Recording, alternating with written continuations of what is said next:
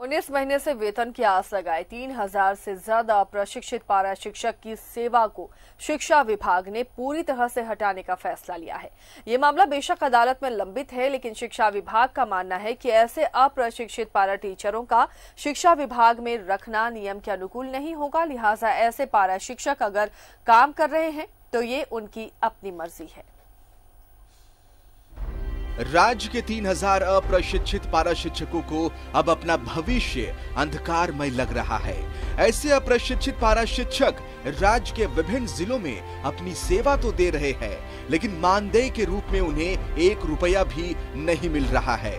ऐसे पारा शिक्षक विद्यालयों में अपनी सेवा देने के दौरान मानदेय के लिए कई बार अधिकारियों की चिरौरी भी की है।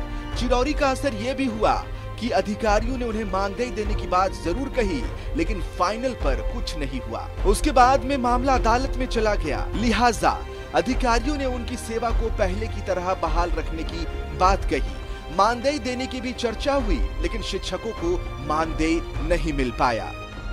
कोर्ट के द्वारा हम लोग को यथावत रखने के लिए बोला गया है और हम लोग विद्यालय में पढ़ा रहे हैं।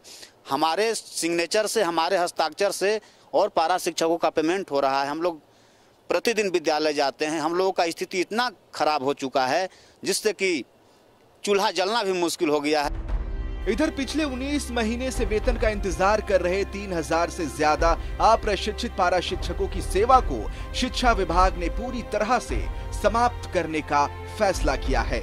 राज्य शिक्षा परियोजना के निदेशक शैलेश चौरसिया ने साफ कहा है कि ऐसे अप्रशिक्षित शिक्षकों को वेतन देने का सवाल ही नहीं उठता। यदि वो जिलों में काम कर रहे हैं तो यह उनकी अपनी मर्जी है। विभाग उन्हें वेतन देने के लिए बाध्य नहीं है। दूसरी बात यह भी है कि पूरा मामला अदालत में लंबित है। ट्रेंड टीचर हैं, वो एलिजिबल नहीं है पढ़ाने के लिए और इस क्लियर इंस्ट्रक्शन है कि ये लोगों की सेवा समाप्त की जानी है।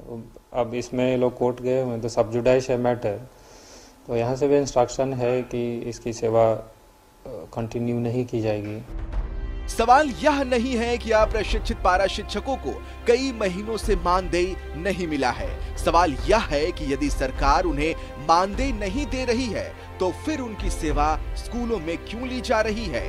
फिलहाल लाख टके के सवाल का जवाब अधिकारियों के पास नहीं है। राज्य से न्यूज़ 11 भारत के लिए कैमरा पर्सन अरविंद के साथ अजय लाल की रिपोर्ट। सरकार के धान खरीद नीति की लचर व्यवस्था के चलते देहातों में बिचौलियों की चांदी हो गई है। अब 12 भी नहीं बल्कि 10 से 11.5 रुपए किलो बिचौली किसानों का धान खरीद रहे हैं। बिचौलियों ने अपना तंत्र इतना मजबूत बना रखा है कि किसान चाहे भी तो उस जाल से बाहर नहीं निकल सकता। खलिहान से शहनवाज अख्तर की ये खास रिपोर्ट देखिए।